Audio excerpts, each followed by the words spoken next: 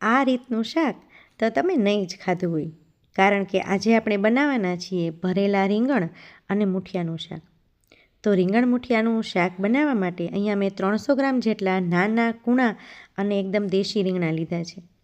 એની સાથે 2 મુઠ્ઠી લીલી તુવેરના દાણા અને રીંગણના ભરવા માટે 1 ચમચી લાલ મરચું, અડધી ચમચી હળદર, 2 ચમચી ધાણા જીરું, 5 ચમચી હિંગ, અડધી ચમચી મીઠું, 1 ચમચી ગોળ, થોડી ધાણા ભાજી અને 2 ચમચી જેટલું શીંગ તેલને એની સાથે લીંબુનો રસ નાખી અને સરસ રીતે આપણે મસાલો તૈયાર કરી લેવાનો છે.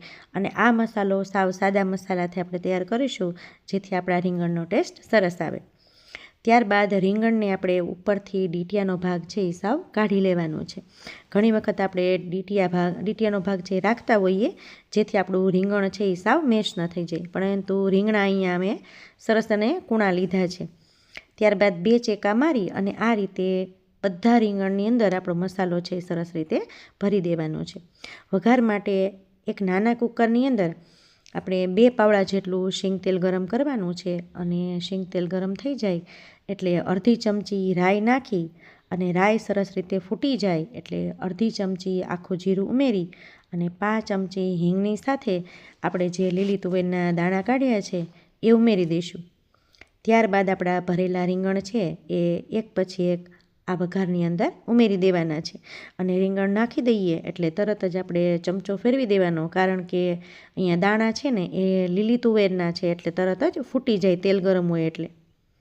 ત્યારબાદ મિક્સ થઈ જાય એટલે 1 ટમેટું ઉમેરી દઈશું અને એને પણ સરસ રીતે મિક્સ કરી દઈએ. ઉપરથી અડધી ચમચી હળદર, અડધી ચમચી લાલ મરચું અને થોડું એવું મીઠું ઉમેરી અને સરસ રીતે મિક્સ કરી દઈએ અને થોડી વાર માટે આમ જ આપણે આ શાકને તેલમાં ચડવા દેવાનું છે. ત્યારબાદ મૂઠડી માટે એક બાઉલની અંદર અડધો કપ ચણાનો લોટ, એની સાથે 5 ચમચી હળદર, 5 ચમચી લાલ મરચું, 5 ચમચી હિંગ અને અડધી ચમચી ધાણા જીરું સાથે થોડી મેથી અને કોથમીર નાખી અને 5 ચમચી જેટલું મીઠું, 1 લીંબુનો રસ, 1 ચમચી આદુનું છીણ અને અડધી ચમચી જેટલો ઈનો પાવડર નાખી અને સરસ રીતે આપણે લોટ બાંધી લેવાનો છે.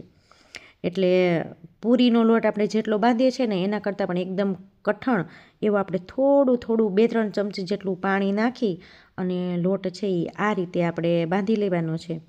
અને લોટ બધો ભેગો થઈ જાય એટલે આ રીતે થોડું તેલ નાખી અને થોડો મસળી અને હાથથી આપણે નાના લુવા કરી અને એની ગોળી વાળી લેવાની છે. અને આ ગોળી બધી વળી જાય એટલે આપણા રીંગણ છે જે તેલની અંદર ચડે છે એની અંદર આ બધી ગોળી છે એ ઉમેરી દેવાની છે અને એકદમ હળવા હાથે આપણે ચમચાથી આપણે આ રીતે મિક્સ કરી દેવાનું છે. ત્યારબાદ એની અંદર આપણે 1 ગ્લાસ પાણી નાખી દઈશું. અહીંયા હું રસો સાવ ઓછો કરું છું, તમારે જો રસો વધારે કરવો હોય તો તમે 1.5 ગ્લાસ પાણી ઉમેરજો.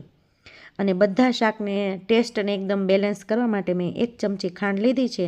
તમે ગોળ પણ નાખી શકો, પણ ખાંડથી એનો ટેસ્ટ સરસ આવે છે.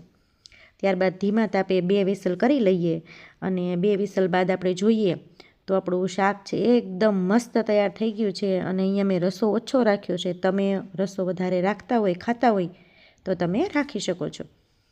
તો આ રીતે આપણું મસ્ત મજાનું એકદમ ટેસ્ટી એટલે એકદમ ટેસ્ટી, તમે એકવાર ખાશો એટલે વારંવાર બનાવશો એની મારી ગેરંટી છે. તો આપણું શાક સરસ તૈયાર થઈ ગયું છે. આપણે એને એક ડીશની અંદર કાઢી લીધું છે. ઉપરથી આપણે એમાં ધાણા ભાજી નાખી દઈશું અને તમને ટોપરાનો ટેસ્ટ ગમતો હોય ને તો ઉપરથી લીલા અથવા તો સૂકા ટોપરાનું છીણ પણ નાખી શકાય. તો આ રીતે આપણું મસ્ત મજાનું રીંગણ મૂઠિયાનું શાક તૈયાર થઈ ગયું છે. અને દાણા મૂઠિયાનું શાક પણ એટલું જ ટેસ્ટી થાય છે. આ બંને રેસીપી તમે ચોક્કસથી એકવાર ટ્રાય કરજો.